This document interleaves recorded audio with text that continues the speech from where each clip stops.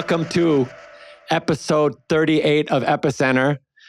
Oh my God, this is going to be a good one. But first, Epicenter is an in-depth series of interviews with renowned business leaders and industry influencers who are shaping today's digital economy. I don't know if he's still shaping today's digital economy. Maybe he is. My guest, Mr.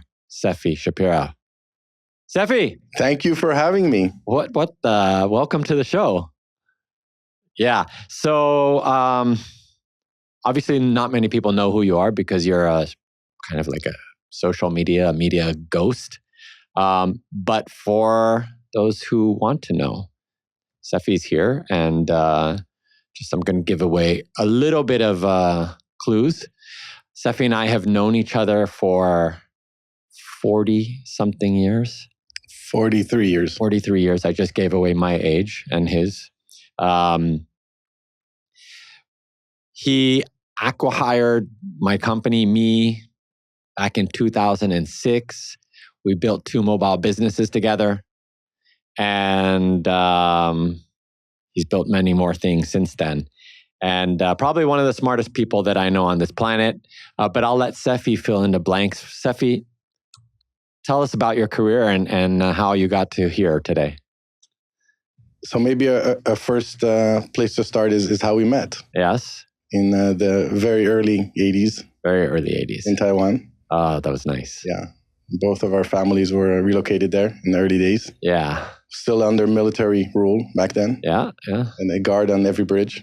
I remember that. Yeah. Talking to their bags. Yes, correct. And I think the major industry there was plastics and garments back then. Yeah. Yeah. And then in the 90s, the manufacturers of plastics turned into manufacturing PC boards. That was one of the interesting... Plastics to PC boards? Plastics to PC boards. Yeah. So after growing up there, of course, I returned to Israel to do my high school, military service, university, and then back to Asia in the late 90s, where we started working together. We reconnected. Well, actually, you did something before we started working together. Yes, I started by representing Israeli technology companies back then, Amdocs, Converse, large companies that had no activities or operations in Asia at all. Mm-hmm.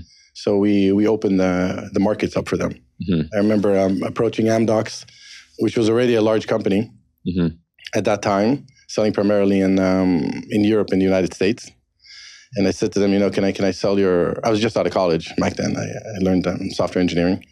And I said, can I sell your product in Taiwan? He said, where's Taiwan? I said, it's some island in the south of China. They said, go to whatever you want, kid. Like, we don't have any business there at all. And then, we got them their first customer in Asia. This was the early 2000s. Yeah, they had no activity. Far East Tone. Yes, correct. The first deal they did in Asia. Wow. Yeah, and then they relocated, they opened offices, and then they started to sell in the region. They basically said, we're opening an office and you're out. Yes, correct. Okay. Yeah. So that's how I got started. Okay. Yeah, and then from there, the first tech company actually represented a software company called MWise, which we're trying to sell to telecom carriers. Mm-hmm. And the first company I started was actually implementing their technology across Asia Pacific, which is how we started to work together. That's right. Interchan, yeah. Interchan back in the day. Yeah. And Interchan, for the record, was a mobile content company. Yeah, mobile content, bootstrapped it from 0 to 50 million in revenue, 10 million in profits, and without any investors. Old school. Took a bit of time, but... the real way to build businesses. Then sold it to Eddie Max, yeah. Yeah. That was the first gig, the first thing we worked on together. Yeah. And then the second one? Second one actually came out of the first. Remember, we were sitting on a very large database. Yeah. And we were trying to monetize it. Yeah. But we didn't have the right technology. So we developed technology to have data. We had hundreds of millions of users and how to use that data to do effective marketing. And that was the second company. Massive Impact. Massive Impact. Yeah. Probably some people will know that name. Yes. Raised money from SoftBank. It was an interesting experience. Yeah. So that was the first venture-backed company that you That was founded? The first time I ever raised, I think it was 2005, raised from back then one of the leading Israeli VCs, Gemini. Mm-hmm. We raised, that was the first VC I raised money from. Mm-hmm. And then SoftBank came in the Series B. And we ended selling that company to a Singtel subsidiary. Right. Singtel Group, yeah, GMobi. Nice. And then since then, what have you been doing? Well, in the last 10 years, I've been doing a lot of mentoring for startup CEOs, a lot of female CEOs as well, and mostly helping them based on my insights, raising a lot of money, raised over $100 million for the companies I founded to help them raise money from venture capital and other investors. And I find it very interesting for a few reasons. Yeah. One is that the largest gender gap that's observed in the world right now is in venture funding. So people always harp about the 20% gap in pay gap between men and women. They say women earn like 80 cents on a dollar. But if you look at venture, it's 5,000%. Less than 2% of financing goes to female founders. That's and terrible it's actually, statistic. it's not just terrible. It's actually completely flat over the last 10 years. And it's actually going down. So even now there's more female-oriented venture funds, and there's a lot of awareness. It actually has no effect whatsoever. And I thought that this was such an interesting phenomenon because it's very rare that you see such disparagement, between the genders. And I thought this is worth investigating. And through this investigation, I came up with a lot of insights, and I worked with a lot of founders. They all got funded. Some started from seed, raised over 100 million. So it's been fun. Yeah. Well, and so, but you actually had another startup between doing that and Massive Impact, right? Yes, correct. We had another company called EscapeX. Yeah. When we sold Interchan, we took part of the business, and we incorporated a new company. So, and that was in the area of social media. Decentralization of social media. Yeah. Okay, and that company was actually kind of interesting, right? Because it was like almost the first version of what a Musical.ly or kind of like a TikTok was going to be. Yeah, I think there was some similarity because our initial focus was on musicians, right, primarily. But I think the core idea... And social, yeah. Because musicians, if you look at the top 100 most followed people online, half of them are musicians. Another quarter are soccer players. And then everything else is the remaining 25%. So the initial idea was really to decouple the content that they're uploading from the network. So today, if you look at platforms like Facebook or Instagram, once you upload content to the platform, it belongs to the platform. Right. So you don't own it anymore. And they're actually monetizing your content. And then people try to find alternative ways to make money. And we thought that was strange. So that was the initial idea to decentralize social networking and to give, we called the initial product personally owned platform, like a POP. Because it actually was on Instagram, but you own it on Instagram. Yeah. Okay. And that was like, this also kind of predated like the blockchain where decentralization kind of became commonplace, right? That you allowed musicians to actually own each time something got played, something got shared, something got sold, right? Yeah. So I think it's interesting. Blockchain decentralization is one level deeper. Yes. We were decentralizing the ownership, but we still had an entity that managed the whole platform, right? With blockchain, there is no such entity, right? With blockchain, it's basically open. Yeah, it's completely open. So there is no ruling entity on at least the baseline blockchain. On top of that, they build other platforms. Yeah. Okay. So you've talked about several other things that I think will be interesting that we cover today.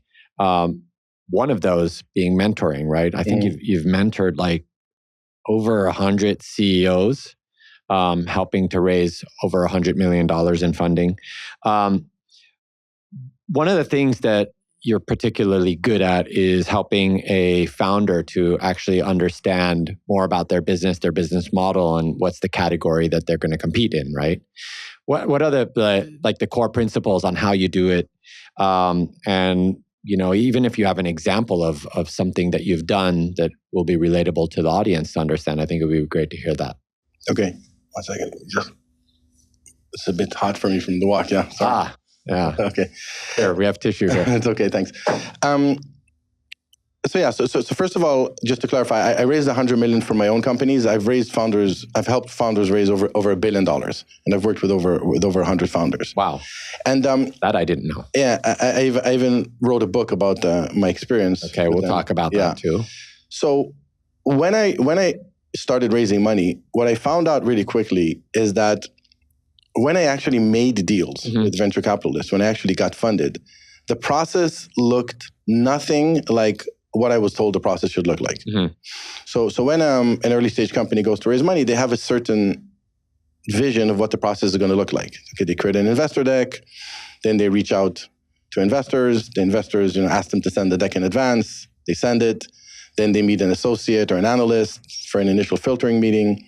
That's the process in their head, right? And then he introduces them to the decision makers. They have discussions with them. They present, they meet them, they present their slides, and then it leads to getting an offer. The thing is, the deals that I actually did looked nothing like it. Okay, usually it was a warm introduction to a decision maker directly, meeting in a coffee shop, having an open conversation without any slides. They get the idea, we talk about the deal, they introduce me to a few other partners. Sure, at the end, there's a presentation and the deal is closed.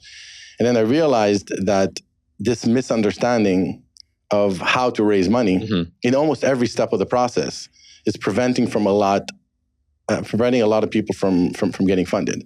So I decided to kind of tell my story and then test it out on other companies to see that it works. And so it's like a non-linear, like the idea of like a linear process to get funding is completely out of the... It's completely out. And moreover, there are very fundamental mistakes that people make. Like? I'll give an example, okay? Like sending your company deck and presentation to an investor before the first meeting. This kills, I would say, 50% of deals. There's a few reasons. One is the primary reason that investors ask for decks before meetings is they don't want to meet the founder. Right. And they don't want to meet the founder because they're not interested in the idea or they're not interested in the segment. That's the first point. The second is it's impossible to understand what an early stage or a startup does from an investment deck. It's impossible. Right. Even if you look at the best companies in the world, you can't present it. You need to have a conversation. Right. You need to ask questions, you need to clarify, and you also need to see like the product, how it works. Okay, so by sending it in advance, you lose the ability to explain. The third thing is that investors invest in people. They don't invest in decks.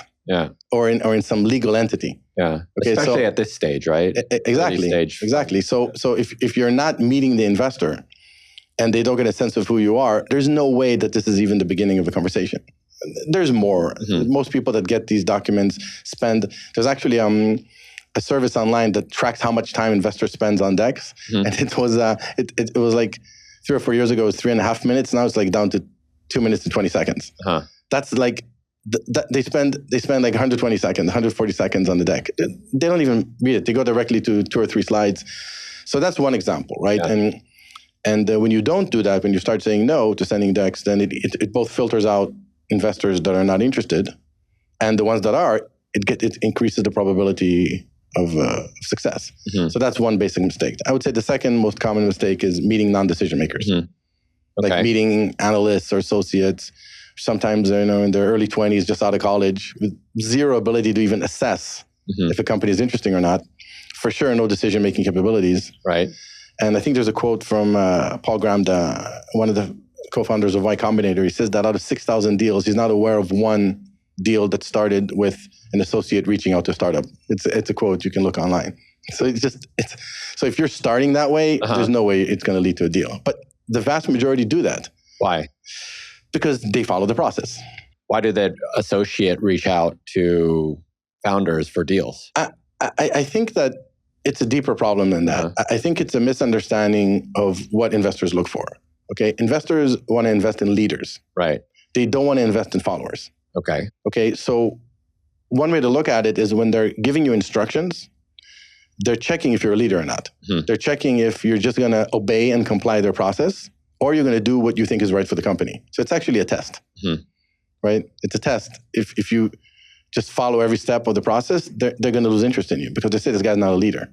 This guy doesn't do things the way he thinks they should be done. He's just doing what he's told, right?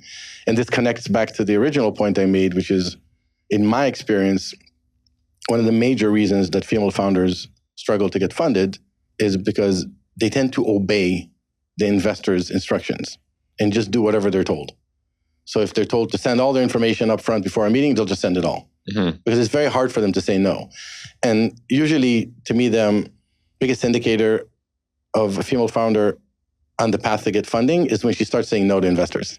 Usually things change very quickly.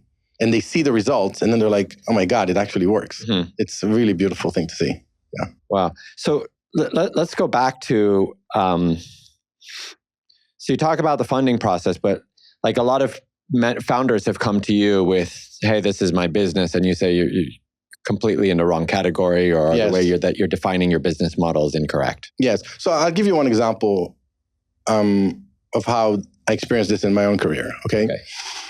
So the third startup I founded originally was called Escape Music. And the reason was because we were focused on social media influencers and 50% of the top 100 were musicians. So we thought that's a large enough category to focus on.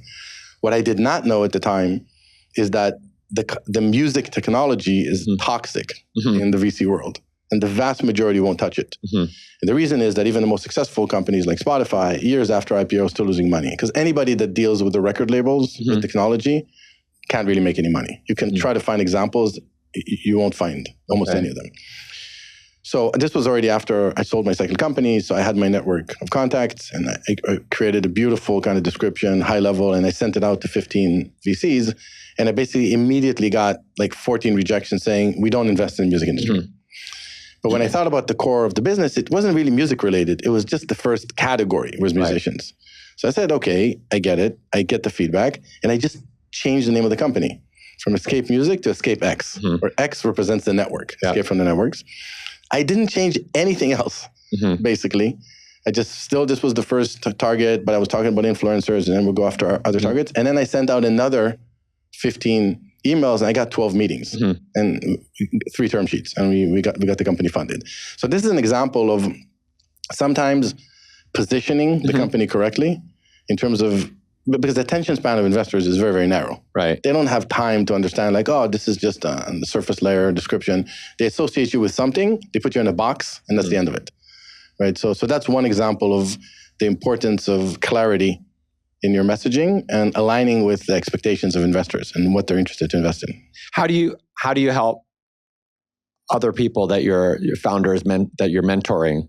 How do you help them to break this categorization down, right? Because it's not is there a process that you go through? Yes, there is a process. I think that there's analytic part to the process and then there's an artistic part to the process. Okay. So the analytic part is that as a rule of thumb, investors, especially VC investors, tier one, they look for a company that can generate at least $100 million of top line revenue with less than 1% market share. Ideally less than 0.5% market share, which means you need a total addressable market of at least $20 billion. Anything under that, they're not going to be interested. And the bigger, the better. Because they want to know that even by focusing on a very, very narrow segment within your market, you can generate, okay?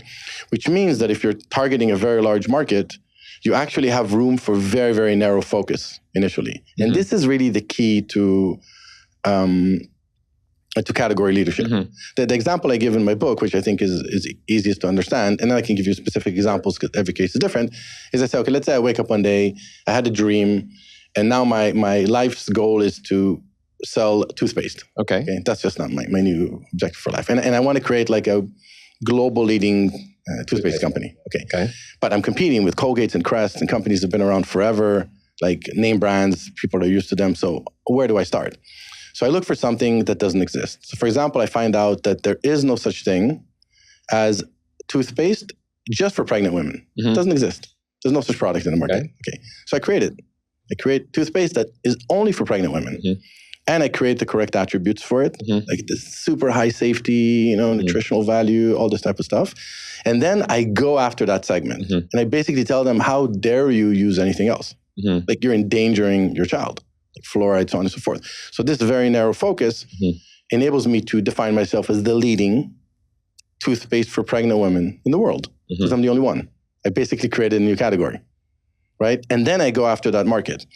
And then the next step is, after I've acquired that market by very targeted, focused advertising, I have something called the baby soap effect, right? So if you look at baby soap today that's sold in everywhere, a large percentage of consumption is by adults. They just use baby soap because if it's good for babies, for sure it's good for me. Okay. Right? And then it's the actual attributes of the product that define your customer. I was wondering why it smelled like baby soap. Exactly. So then people say like, well, if it's so safe and so good, then it's also good for me. So then the second stage is it's called the umbrella strategy. You put the umbrella and then you open it when it's inside. You expand based on the attributes. So you're no longer limited by your category. And if you look at a lot of the most successful companies in the world, you'll see this pattern. Like, take for example, PayPal. Okay, so PayPal's initial user base was 20,000 customers. There were power users on eBay. So these are people that would cut off a limb to get online payment. There's just 20,000 of them. And they acquired, I think, over 50% market share in a few months. But they focused on a very, very narrow segment and then expanded. And of course, books with Amazon, there's so many other examples of this type of strategy. So this is, I would say, the analytic part of category leadership, right? Which is getting the right numbers and getting a market segment that's as focused as you can, but large enough to get going. And then there's the artistic part. The artistic part is looking at your product. What capabilities does your product have, or what features does it have that differentiates? And here, the example I like to give is Snapchat. Okay. So Snapchat has like a 99% overlap with other social platforms. Right.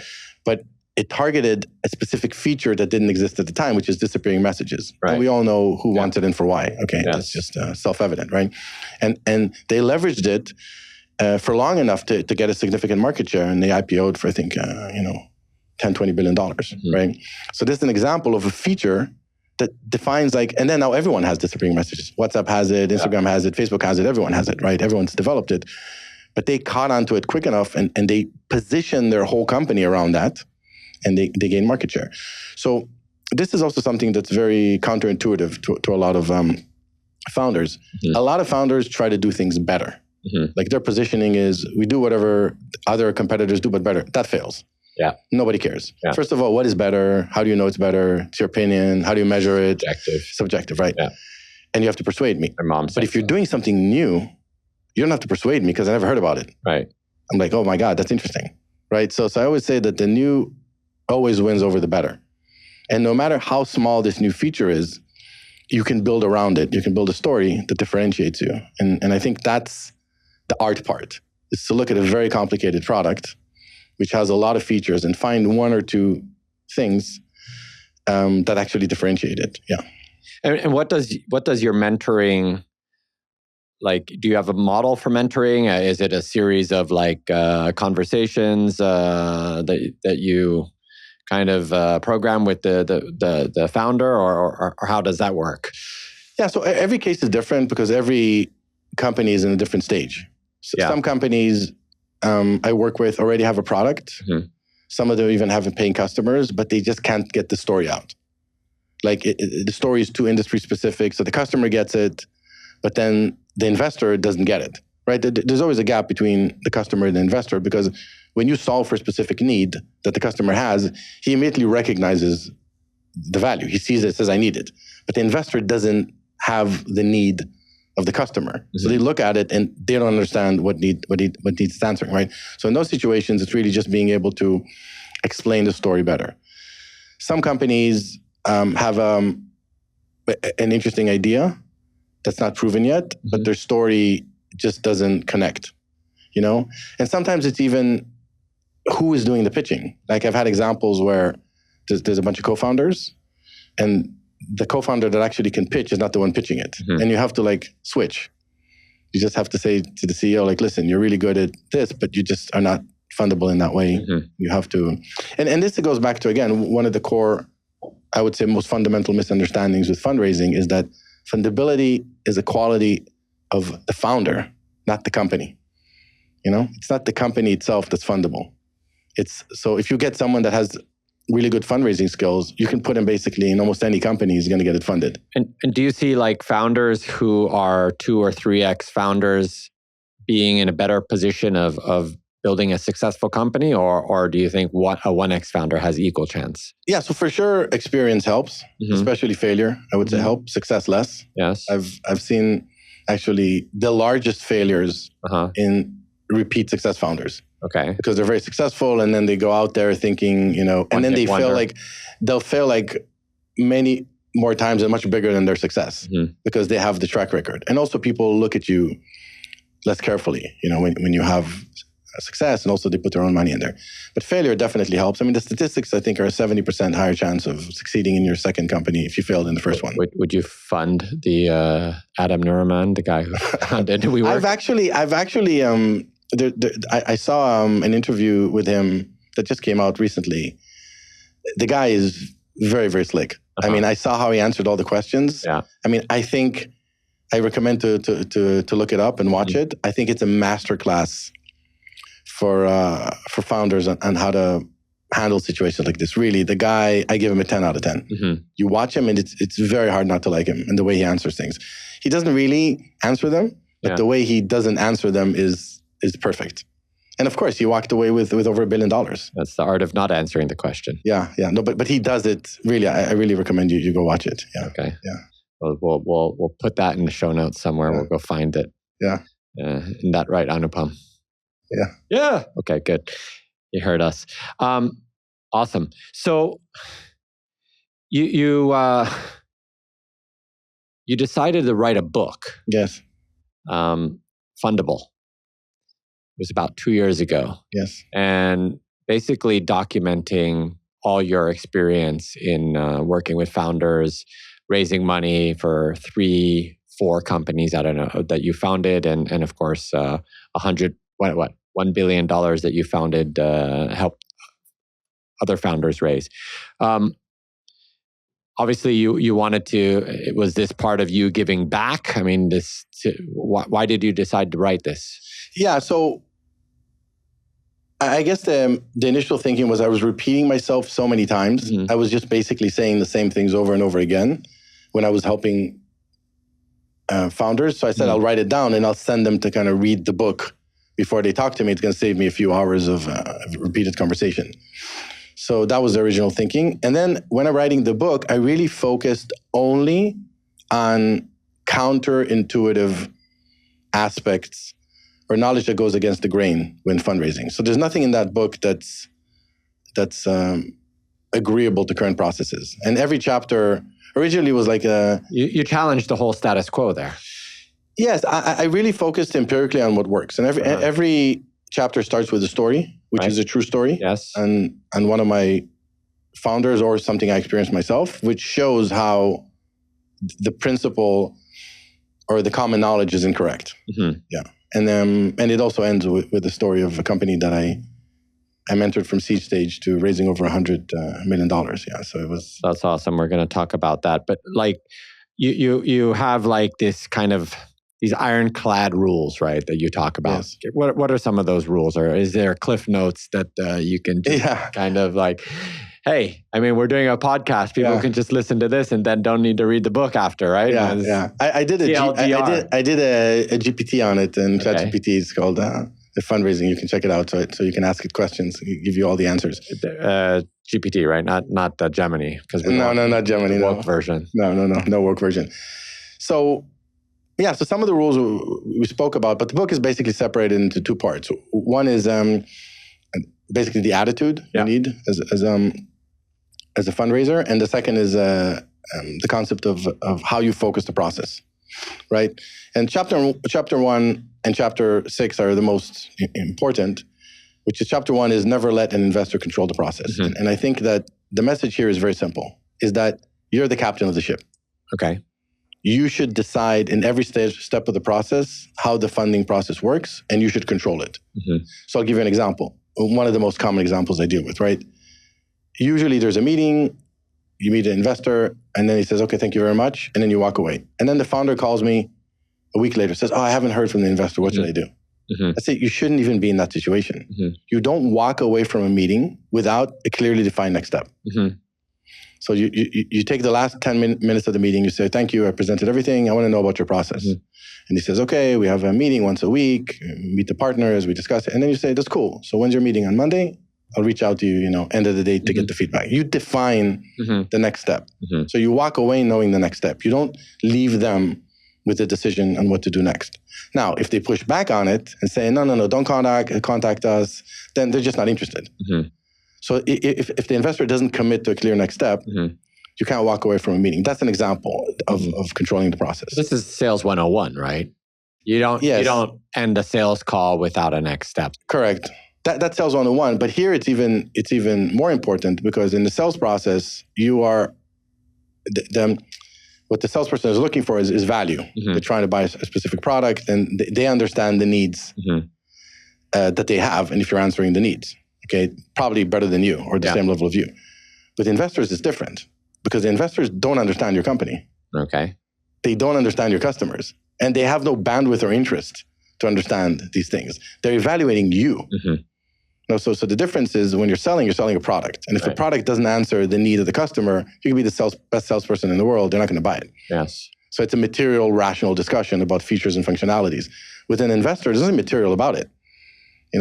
They're not going to assess your company's ability to succeed or whatever. They're venture capitalists. Judging you. They're judging you. And they're judging you around your ability to lead and to make decisions and to control the process. So I would say that's the most important thing. And again, circling back to the first point of female founders, this is where female founders struggle the most. Mm-hmm. To actually, lead the process, control the process. And then when the investor asks you for unreasonable things, to say no. Mm-hmm. Like to say, this is not the stage that I need to provide this information. I need to get more commitment from you regarding your intention to invest. And then we can discuss. It's very hard for them to say that. Mm-hmm. They think that just by, appeasing. So that's one example. The second part of the book, which is called Prioritize Clarity and Energy Above All, mm-hmm. which means that if people don't understand what you're saying, it doesn't matter what you do. They just don't understand. Mm-hmm. And this is, you'd be surprised, but the vast majority of founders, if you ask them, the CEO, what does your company do? He'll mm-hmm. talk to you for 15 minutes. Mm-hmm. And at the end of it, you're not going to be sure. Right. Most CEOs don't have an ability to crystallize and distill the core value of the company into a single coherent sentence. Is that blanket, or if you find more engineering CEOs, then they can get lost in their product? I would say it's a blanket statement. Now, of course, there's exceptions, but again, you can try it out. I mean, ask 10 founders what their company does, and see how many of them answer you in a single sentence in a way where you understand it. Mm-hmm. It's very rare. Okay. And then what happens is, when investors they really struggle to understand what you do, and they just lose, the energy and the will to do it, right? So I think that it's much more important to be coherent than anything else. And then the second part, I think, that this chapter focuses on is that the decision-making process of an investment usually has two separate stages. The first is, we call it shared vision, mm-hmm. which means you need to describe the future that I buy into. Mm-hmm. So you're describing a solution that needs to exist. Mm-hmm. It has nothing to do with you or your company or what you're specifically doing. It's just a vision of the future. It's like me telling you, there's going to be humanoid robots mm-hmm. in the streets of Bangkok in 100 years. You'll be like, yep, it's going to happen. Yeah. Right? And then after the investor buys into the vision, only then they shift their attention to say, can you be the guy doing it? Mm-hmm. But the catch here is that if you describe your vision very clearly and portray material knowledge, you're also persuading me that you can execute on it. Because there's a direct relationship between the clarity of your vision mm-hmm. and your ability to execute, right? Talk about execution, because a lot of times they say, what's the track record, right? Yes.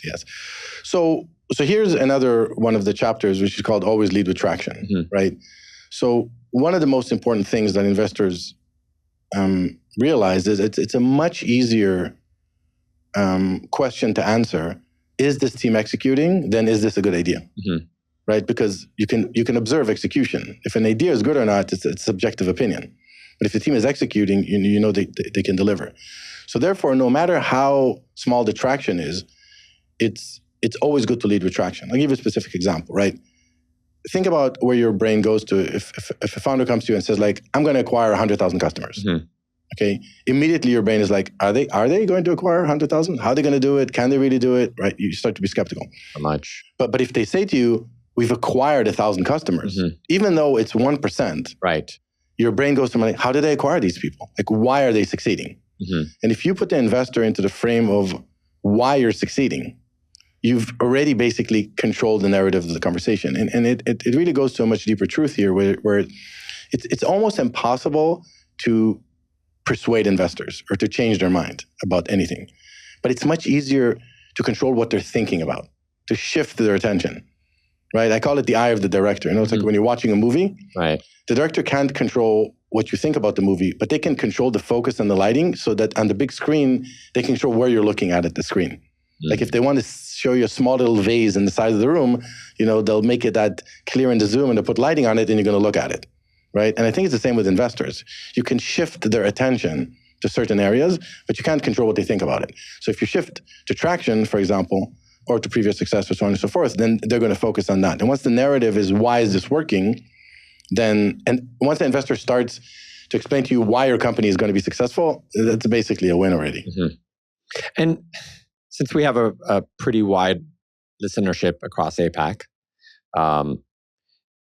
when talking to investors, do you feel like VCs in Asia are different than the VCs in the US or in Europe? Yeah, I would say there's a few differences. I mean, every region is different and every VC is different. Right. So we're going to be very, very much generalizing, right? Okay. So first of all, just from a numerical perspective, half of venture capital is the United States. Okay. And the rest of the world is another half. And the US has all stages and all types of venture capital, but the largest venture capital firm, SoftBank, at least the Vision Fund, came out of Japan. Yeah. Right? So there's always exception. So I would say the few major differences are, one, most US VCs are US centric, right? Which means they want to see operations in the US, they want to see a team in the US, right? And most large VCs in Asia are regional, because with the exception of maybe India, China, and Japan, most markets are not large enough to build a large company on. So they want to have regional activities. Also, I would say one of the major differences is the approach to innovation. I think in Asia, it's much more common to take existing models and just implement them in the region versus to create. So sometimes I feel like they expect like core innovation to happen in the US. So they pay for all the mistakes, and then once the thing is mature enough, they kind of take a version of it and localize it and customize it. I would say I think that's a generalization, but I would say, because if you think about core technologies, look at this AI revolution right now, okay, with generative AI. Okay? Yeah, where is it coming from? Yeah. Okay, you look at before that, social media revolution, where is it coming from? And the companies that appear in the region come a few years later, and then they learn from all the mistakes, which I think is a smart strategy, because you definitely have someone else pay for tuition, so it's always good. Yeah. So we talked about something earlier about 2% of women founders getting early stage venture capital funds, right? Or getting funded. How do we fix this? Yeah, so I think your question includes some of the problem in the question itself, like how do we fix it, right? Two men sitting here talking about how to fix women's problems, right? Yes, and you're a man who's preceded many other men here on the show, so it's definitely something that we need to fix. Yeah, so I think a large part of it is reframing the problem, because I'll tell you a funny story. So I was introduced once to a woman that runs this online forum of women entrepreneurs. It's like 6,000 women. And I told her about my book. I told her about the success I had with founders, where basically every female founder I worked with that didn't give up got funded. 100% of them get funded. Okay. And I told her about my approach, and she actually was quite upset with it. She said, wait a minute, you're saying that this is not because of some sexism and patriarchy, and this is not like discrimination against women. You're saying it's the women that actually have to change their behavior. And that's like, if you say something like that in the US, you're going to get attacked for it. I'm like, but why? Because I think there's this inclination to blame the system. But venture capitalists just want to make money. They're not going to pass in a good idea and a good founder if they think it can make them money. So I don't think that they're not investing in women because they're women. You know? And this problem, by the way, also happens to me with founders I coach, at least in the beginning of the process.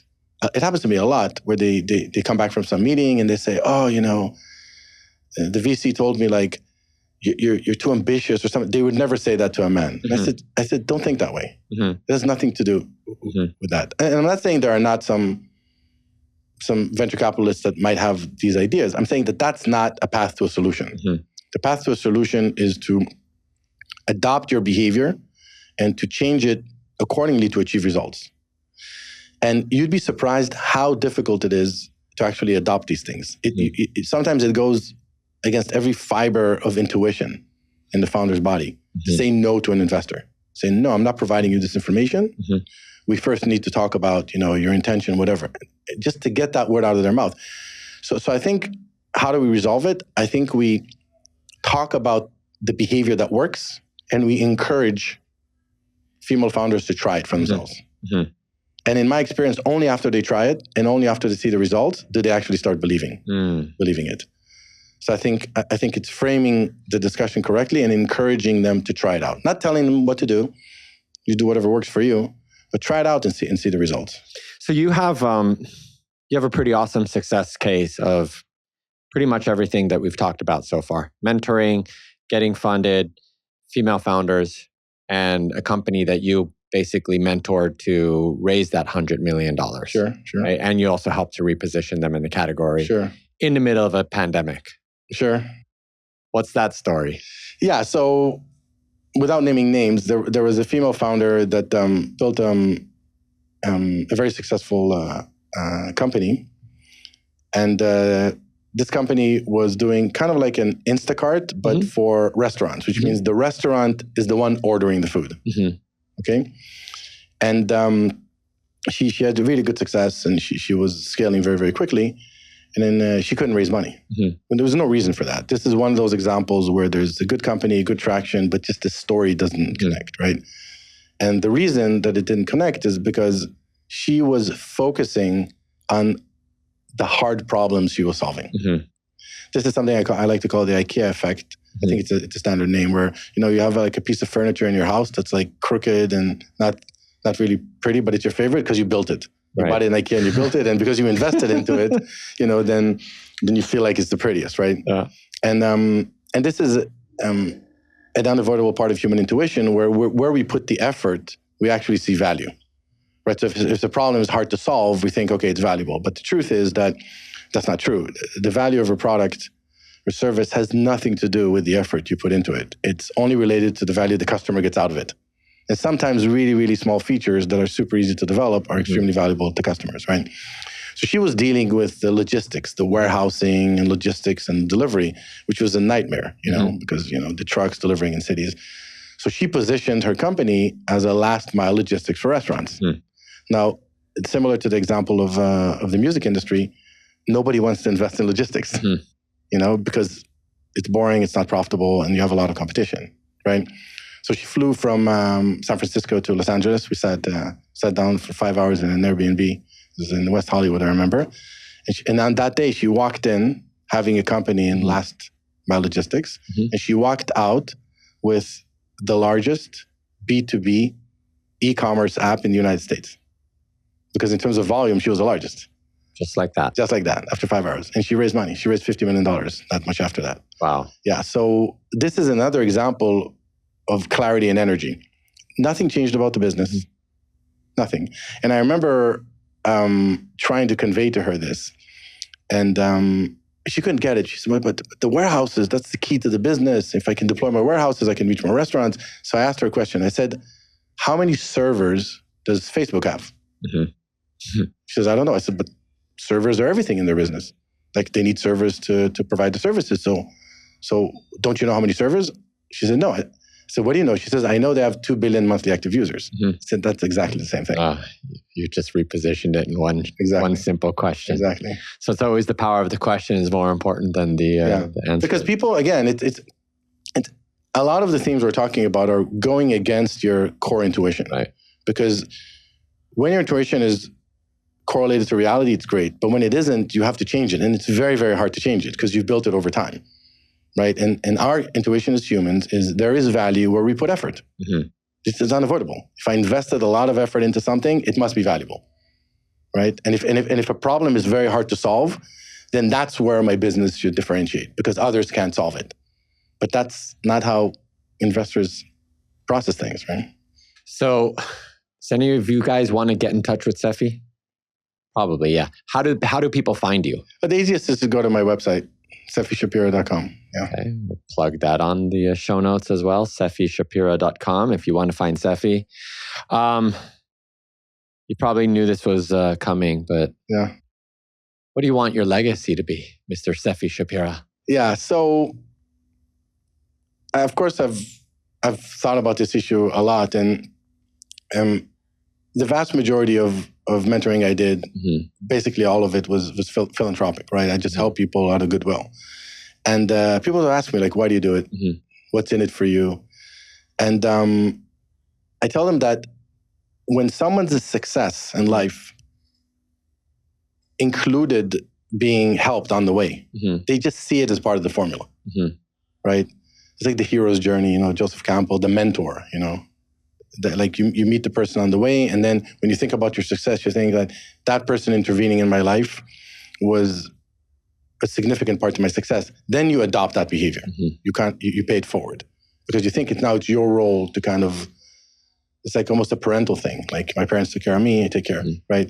It's a smaller example, of course. And I think that to create that type of pay it forward pattern, I think I would love that to be my legacy, is to create that as part of entrepreneurship. And I think certain areas have more of it, certain areas don't have enough of it. But I think, encouraging that. And also I encourage other successful founders to also,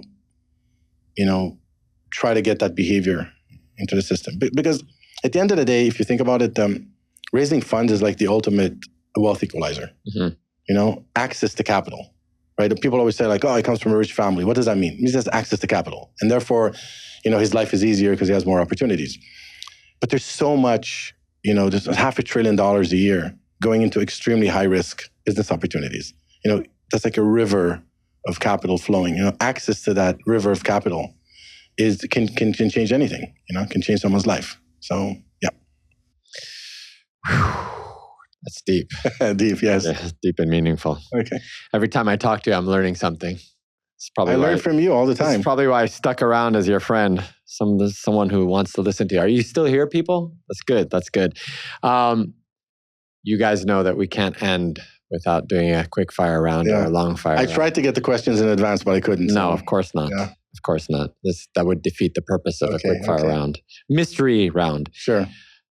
Must-read book for any aspiring founder, CEO. So to me, the best book on innovation by far, it's not a new book, but it's the best by far, is I know it. Innovation and Entrepreneurship by Peter Drucker. That's right. I think that's the book that had the most profound impact on my thinking, and I strongly recommend it. Yeah. Yes. Creating the future. Yes. Might as well invent it, right? Awesome. Papaya salad in Bangkok, Robuchon in Taipei, or hummus in Lul? Oh my God, that's an impossible question. Well, I'm in Bangkok right now, so I have to... But you had like a triple dose of papaya salad, right? Never enough. Never enough? Papaya salad. Papaya salad. What is the definition of being irrational? Not being aligned with reality. For example? For example, if I bang my head against the wall, hoping the wall is going to break, I'm being irrational. If you could host a dinner with 3 people, any 3 people in this world that are living, who would they be and why? That's a very interesting question. I think that... you can exclude me from that list. Yeah. Entertainment value. Yeah. I think I would try to get people that are extremely talented, but also have a huge disagreement on certain things. So for example, right now, the whole Disney, Elon Musk situation. Yes. So I would put Elon Musk together with the CEO of Disney. In Bob Eisen. Bob Eisen. Or something Yeah. Like that. And then I would add probably someone from the political sphere. Obama. Obama? Yeah, those three people. Not Haley? No. because I think that we're lacking like open conversations about the hard topics. Right. And I think I'd like to air them out, like get the smartest people that represent these different positions in the room and just have them air it out. Elon, Bob, and Obama. Yes. All right. A very hard one. Ronen Mense 1983 Grand Cru, Le Flaf Chevalier Mense 2006 Grand Cru, or a Couche Doury Coton Charlemagne 2014 Grand Cru. Okay, I think it's easy because to me, 1983, I've had that wine. Yeah. I think it's the best wine. It's the pre-oxidative years, which started in the 90s. The 14 is way too young. And the 06 is an interesting vintage, but it's not like spectacular. So easy win. The Romanée. Easy. Yeah. Not close. That's awesome. And you also, you became a winemaker yourself. Correct. Yeah. Where's that? I own a vineyard in Douro Valley in Portugal. Oh. And we actually produce only for friends and family with one exception. We sell our wine in Robuchon, which is the #1 starred Michelin restaurant group in the world. Yeah. 32 Michelin stars, yeah. Yeah, if you guys haven't been to the Douro Valley, it's a must-see on this planet. Yeah, it's a beautiful place, yeah. Yeah, it's a beautiful place. With beautiful people, and of course, Sephi Shapira, thank you for coming on Epicenter. My pleasure. Thank you for having me, and congratulations on everything. It's been epic. It's amazing to see you rise into fame. This is not about me, it's about you. A version of this interview can be found on the YouTube page of AppsFlyer. For more information about our show, go to www.oneepicenter.co. This podcast is sponsored by AppsFlyer and co-produced by Nico Marco and Anupam Kumar.